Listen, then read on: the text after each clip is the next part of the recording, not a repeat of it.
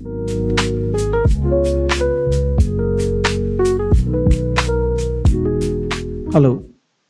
আমি এতিয়া surface area and ভলিউমৰ ওপৰত পঢ়ি আছো এতিয়া আমি কোণৰ ওপৰত ডিসকাস কৰিম আমি সদায় দেখি থকা আইসক্ৰীমটো এটা কোণৰ আকৃতি হয় কিছুমান কোণৰ শেপৰ মমবাতি যিখিনি জ্বলাবলৈ ব্যৱহাৰ কৰা হয় সেইখিনি কোণৰ আকৃতি হয় বাৰ্থডেত পিন্ধা কেপটো কোণৰ আকৃতি হয় সৰু সৰু বাচ্চাবিলাকে যেতিয়া খেলি থাকে বালিৰে ঘৰ বনায় সেইবোৰ চেণ্ড কোণ সেইবোৰ দেখিবলৈ বালিৰ কোণৰ আকৃতি হয় এতিয়া কোণৰ জামেট্ৰিকেল ফিগাৰটো কেনেকুৱা হ'ব পাৰে আমি চাওঁ ধৰি ললো এইটো এটা কোণ হয় ইয়াৰ দুটা ফেজ থাকিব কি ফেজ থাকিব এটা হৈছে সাৰ্কুলাৰ ফেজ এই ফেজটো সাৰ্কুলাৰ ফেজ আৰু আনটো হৈছে তোমাৰ কি হয় কাৰ্ভ সাৰফেস এইটো যেটো এটো এনেকে সাৰাউন্ডিং হৈ আছে এইটো হৈছে কাৰ্ভ সাৰফেস হয় জামেট্ৰিকেল ষ্ট্ৰাকচাৰৰ এটা কোণ এটা সাৰ্কুলাৰ ফেজ থাকিব এটা কাৰ্ভ সাৰফেস এৰিয়া থাকিব আৰু ইয়াৰ যেহেতু তলৰ এটো সাৰ্কুলাৰ ফেজ হয় ইয়াৰ এটো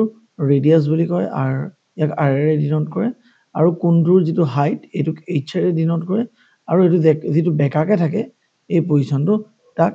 l বা স্ল্যান্ট হাইট l ৰে ডিনোট কৰে curve surface area of the কোণটো কেনেকে পালো আমি এটা চাওঁ আমি এটা সাৰ্কুলাৰ পৰা ধৰা ইমানখিনি অংশ কাটি ললো এই কাটি লোৱা অংশটোক কি বুলি কয় এই কাটি লোৱা অংশটোক সেক্টৰ বুলি কয় এই যেটো সাৰ্কুলাৰ যেটো সেক্টৰ হয় এই সাৰ্কেলটোক ৰেডিয়াস আছিল ধৰা কেপিটেল R তাৰ পিছত ইয়াৰ যেটো আৰ্ক আছিল যেটো অংশ আমি কাটি লৈছিলো তাৰ লেংথটো ধৰি ললো ধৰা L কেপিটেল L এতিয়া ইয়াক আমি মুকুটাই বিনাই ফোল্ড কৰি বিনাই এটা কোণ শেপ এটা দিও এতিয়া কোণ শেপটো যেতিয়া দিলো ইয়াত এটা সাৰ্কুলাৰ ফেজ পালো এটো ব্লু কালাৰ দেখুৱা হৈছে এটো ব্ল্যাক ডটটো হৈছে ইয়াৰ সেন্টাৰ আৰু তোমাৰ এই গ্ৰীনেৰে দেখুৱাটো হৈছে কাৰ্ভ সাৰফেস এই যেটো সৰু সাৰ্কেল বনিলে কোণটোত এই সাৰ্কেলটোৰ যেটো ৰেডিয়াস হয় এই ৰেডিয়াসটোক আমি স্মল r বুলি ধৰি ললো আৰু কোণটোৰ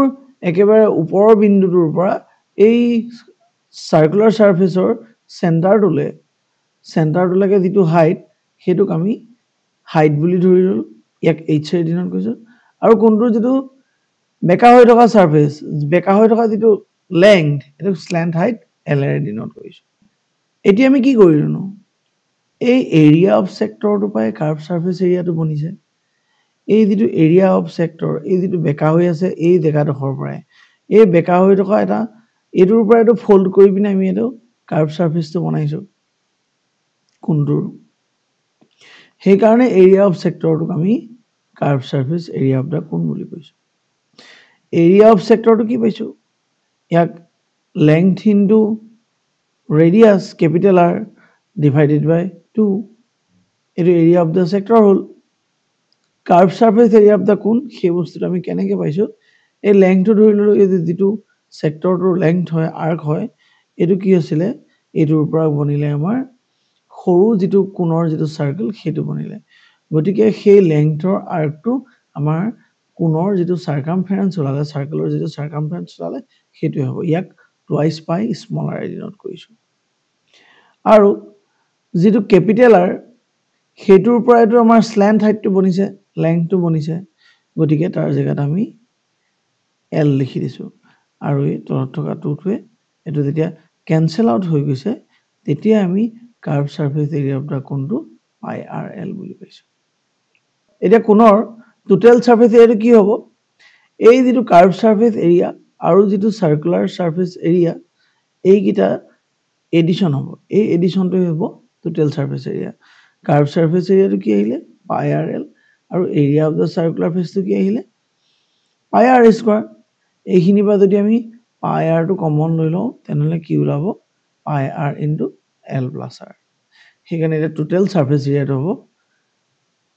পাই r into r plus l